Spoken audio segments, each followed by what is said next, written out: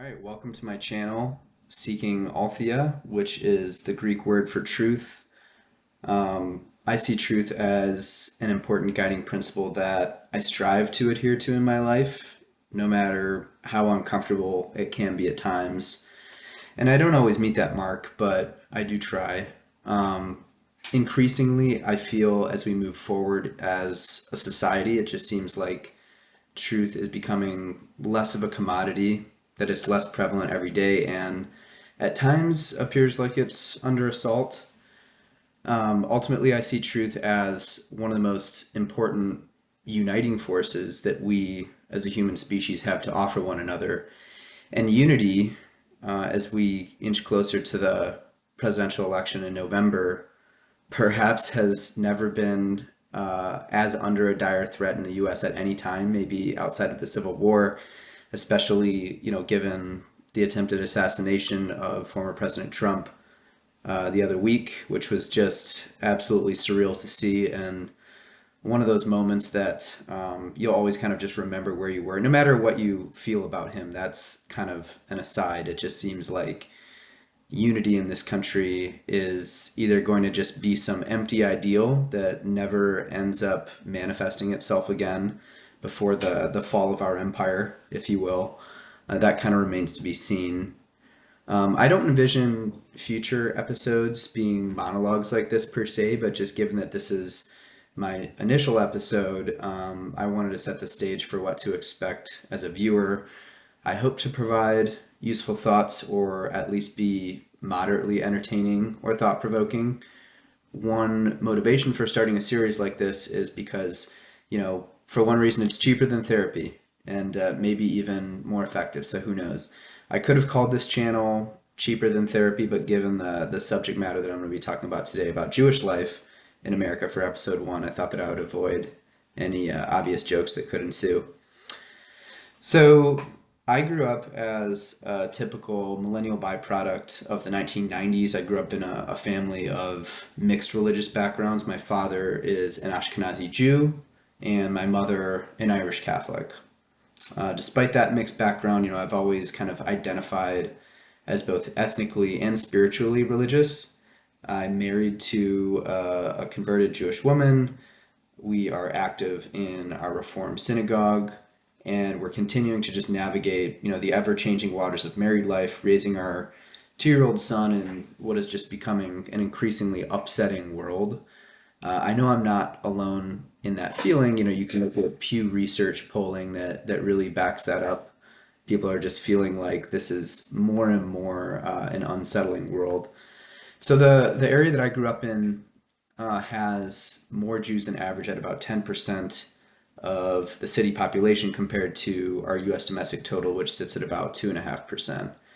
I really experienced just very little anti-Semitism in my youth. I can honestly think of, one, maybe two outright incidents of anti-Semitic epithets thrown my way. Of course, as time goes on, additional incidents did happen, but I'd still just characterize them as infrequent.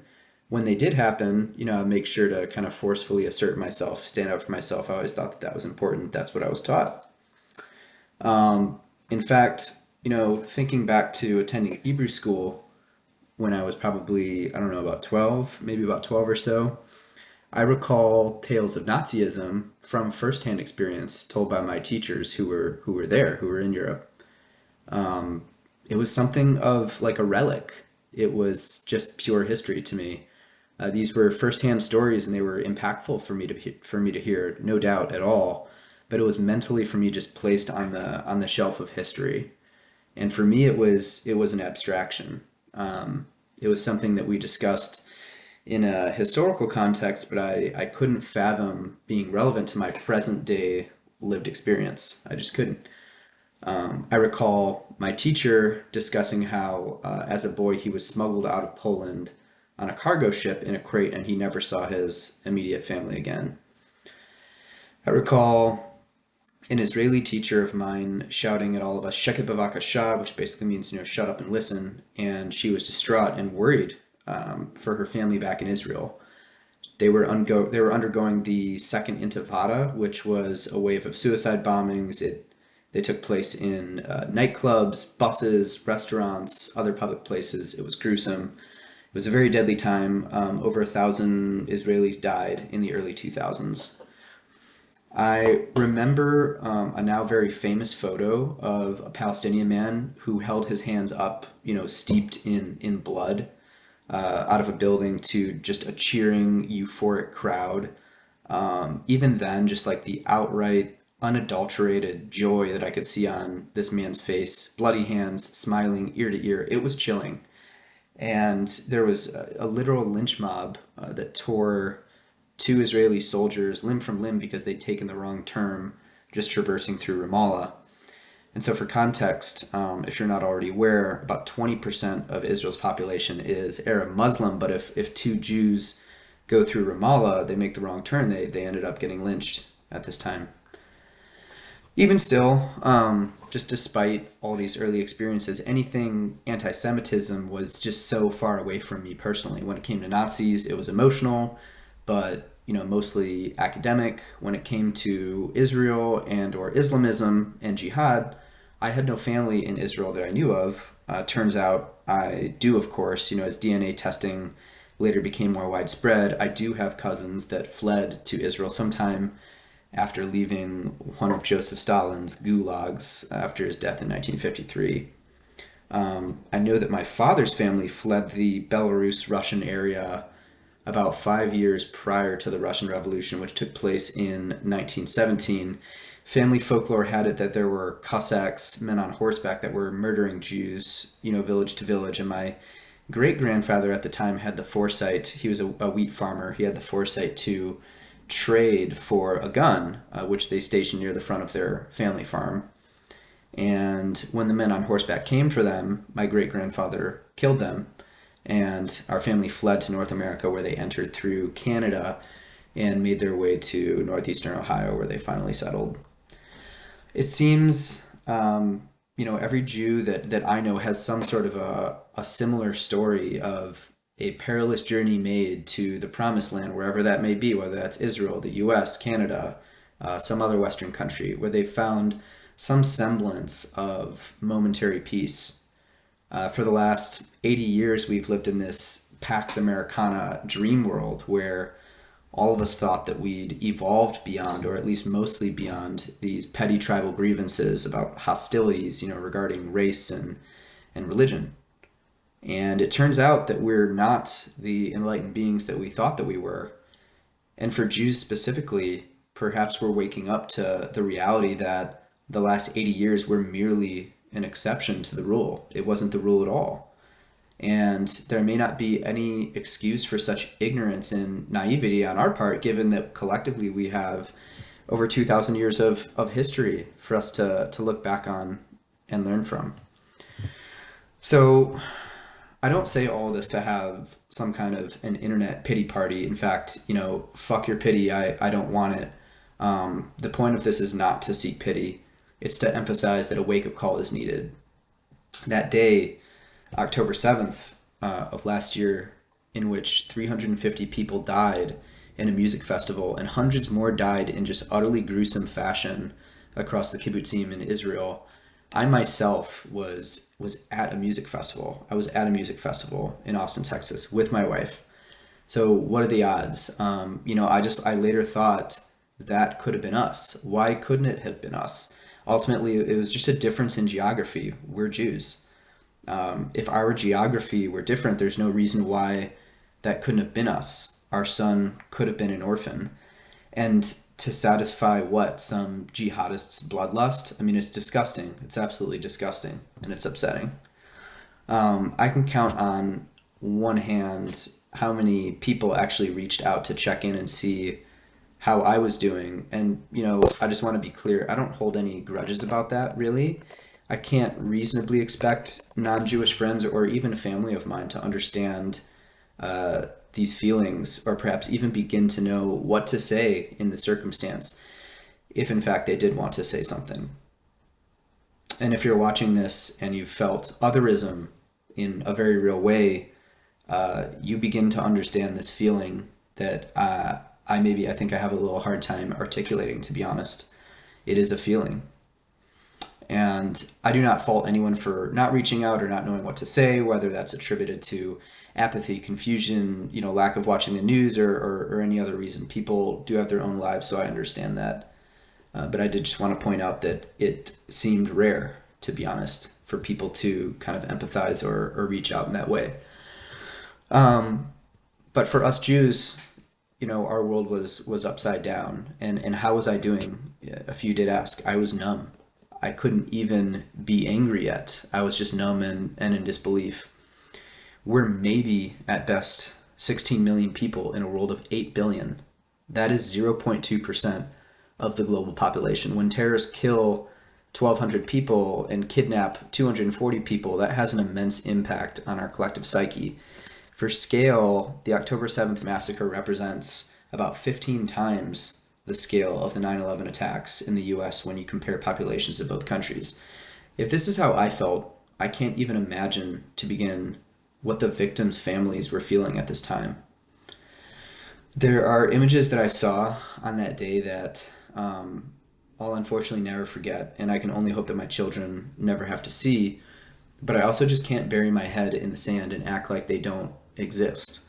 Every one of those victims deserves to have their story told. I do not have the privilege of apathy or ignorance like anyone else. I have skin in this game, and you'll soon realize that whether you're Jewish or not, you have skin in this game as well. And I'll get to that a little bit later. I can't unsee just the exuberance, the ecstasy of these normal Gazan civilians cheering at the sight of a dead girl's corpse being paraded around their town as they spit on her and they tore at her hair. I'll never forget the charred bodies that had fused together as they clung to one another with their mouths open in pain. I'll never forget the charred bodies of women with their skirts lifted up and their legs spread apart. I'll never forget the normal Gazan civilians chopping off a Thai farm worker's head with a garden hoe and screaming Allah Akbar. But mostly, I won't forget that apathy. I won't forget that global silence. Maybe it was momentary support, and that lasted all of less than a day, 12 to 24 hours. I won't forget the gaslighting that people across many platforms wanted to convince us that we all had it coming in some way, shape, or form. What's worse, so many loved this day and took joy in it. Not even 24 hours passed until the alarmingly ready and able mobs just started marching globally for ceasefire, even before a single IDF shot had gone out in response. The fires were still burning in the kibbutzim. People's loved ones, they still didn't know if their family members were dead or if they were on the run without any sort of battery. What did I do? What did I do then? I clung to the news cycle like a nutcase. I went to work all the while thinking, what the fuck am I even doing here? Like, how trivial is my life in comparison to what's going on in the world? What's happening to my people? Why am I not out there and enlisting to fight? I did not go out and fight. I did not do anything besides feel terrible. And you know what? My own personal pity party for myself has come to an end. I do not intend to be silent. I do not intend to go quietly if things take a turn for our people once again. Why am I ultimately sharing these stories with you? It's a call to action to me and to you. And this doesn't just involve Jews, despite how personal I've made this and pointed I've made this to focus on Jews. While we appear to be on the verge of existential threat yet again, you should know that what starts with us will not end with us. There is this famous Middle Eastern proverb that translates to after Saturday comes Sunday. So I'll let you look into that proverb and analyze its meaning, but it essentially means after we're done with the Jews, we'll come for the other non-believing infidels. So don't let your eyes deceive you. Don't be gaslit. What you've seen in our city streets and the ugliness of these protests, which now have been revealed to at least in part been funded and organized by the Iranian regime, the IRGC. It represents a threat to civil society. And does that sound incendiary or sensational? Like you can be the judge. But plainly, we haven't seen this sort of thing going on in our country dating back to at least 1968. And there have been very many successful national revolutionaries that started as student-led protest revolutions. Excuse me. Most notably, look to the 1978 Iranian Revolution, which now represents the regime that funds and coordinates most of this global terrorism, including the barbarians that committed those acts on October 7th. And don't look away as, the mask slips and these protesters start chanting death to America. And don't look away when you can't find even a single solitary American flag in the sea of pro-Palestinian protesters. These are angry, disillusioned, bloodthirsty cultists that have no future to look forward to, but will do everything to assure that yours is ruined. We can't even begin addressing a problem if it hasn't been acknowledged. We have a very serious radicalization problem in this country, and the root of it is in academia. So when the United States publishes that Qatar and China are among the top 5 in foreign donations among US universities, that should do more than just raise some eyebrows among even just the moderately interested. It needs to be addressed, and our politicians must be held accountable. Protesters that are here on student visas that openly support terrorism, assault, or threaten, others should have their visas revoked, full stop. When the DHS self-discloses that upwards of 400 ISIS-affiliated migrants have crossed into our border, that should raise alarm bells. That's unacceptable. We have to hold our politicians accountable, and we have to put partisan bullshit aside and address these concerns at the border. If you're Jewish and watching this, you have a responsibility to your community to keep it safe. You have to take seriously your Second Amendment rights, which obviously include your right to bear arms. You have a responsibility to your family to be physically fit and to be able to protect them from harm within your community. Counter protest and do not go along. Do not be silent. Teach your children not to be silent in the face of anti-Semitism or extremism of any kind. The moment that you go silent and remain a soft target, you further embolden these nutcases. Do not go silent. If you're not Jewish and watching this, I thank you for listening or reading this far. I realize that this is some pretty heavy shit, and I do appreciate you sticking with me and listening to the message.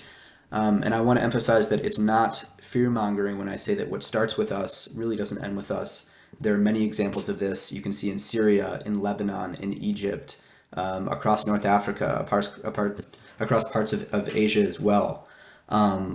There is a larger geopolitical chess game that's being played here, which is East versus West, civilization versus barbarism. It's important to be on the right side of history. We are in living history right now. Do not set yourself or your future children up to live in a society that is gripped by extremist ideology. Look at the recent wave of elections in Europe and look no further. They're experiencing very serious issues, and they're having to learn the hard way that change is needed.